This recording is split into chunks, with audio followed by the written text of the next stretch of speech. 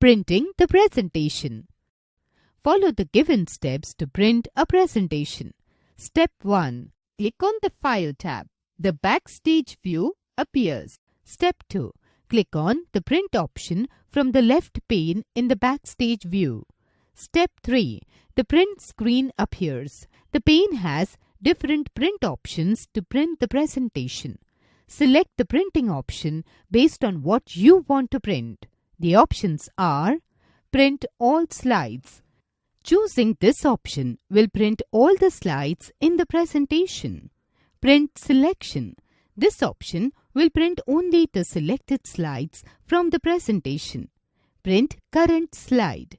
This option prints only the currently open slide. Custom range. This option lets to select a print range of your own. Step 4.